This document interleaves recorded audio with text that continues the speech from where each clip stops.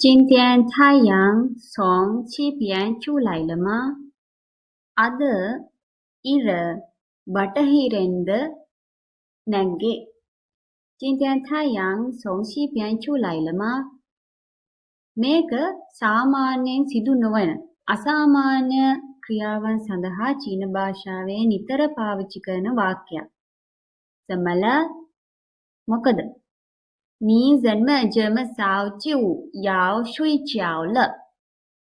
你怎么这么 ඇයි ඔයා මෙතරම් 早 කලින් 就要睡觉了 නිදාගන්න යන්නේ 就要සහ ල කියලා කියන්නේ grammar pattern එකක්. යම් කිසි දෙයක් සිදුවීමට නියමිත බව හඟවන grammar එකක් තමයි 就要කියලා කියන්නේ. ඒ කියන්නේ මෙතන නිදා ගැනීම සිදු වෙන්න නියමිතයි. 以前都要12点以后才睡觉.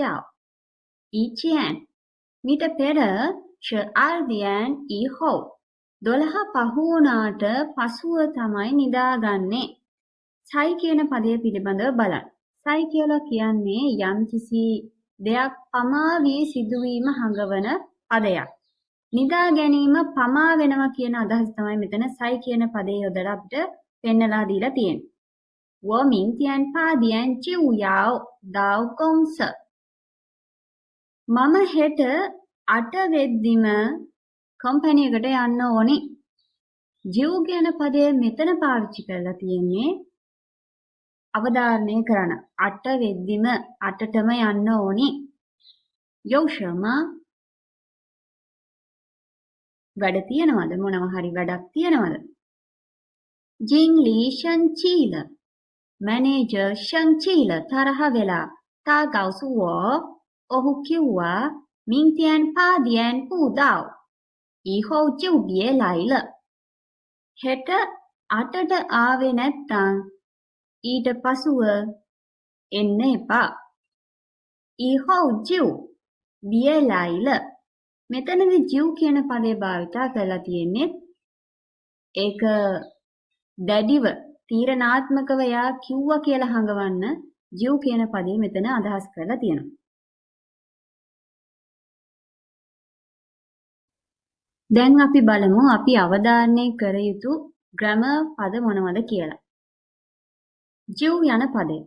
就 කියලා කියන්නේ යම් කිසි දෙයක් සිතුවට වඩා ඉක්මනින් සිදුවීම.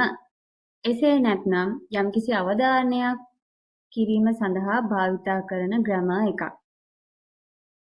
ඔයා ඇයි එච්චර ඉක්මනින් නිදාගන්නේ? එතනදී අපි 就 කියන පදේ යොදලා තියෙනවා. එයා වෙනදට වඩා ඉක්මනින් නිදා ගැනීම සිදු කරන නිසා. 我明天8点就要到公司.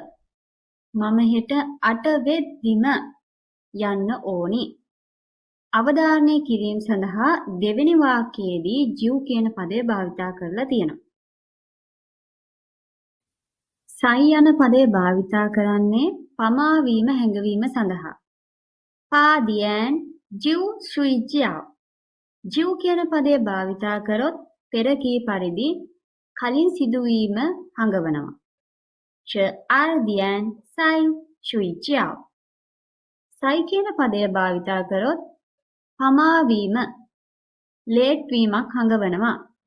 12ට පසුව 12ට එය කාලය ඉක්මවා ගිය බවක් හඟවනවා. ජීව් පදයෙන් කාලය කලින් සිදු වූ බවත් සයි පදයෙන් කාලය ඉක්මවා ගිහින් පමා වී සිදු වූ බවත් හඟවනවා. 就要了 就要了කියන පදය මගින් යම්කිසි දෙයක් ඉක්මනින් සිදුවීමට නියමිත බව හඟවනවා. ඔය grammar ටික තමයි අපි හොඳට මතක තියාගන්න ඕන. 在建学生们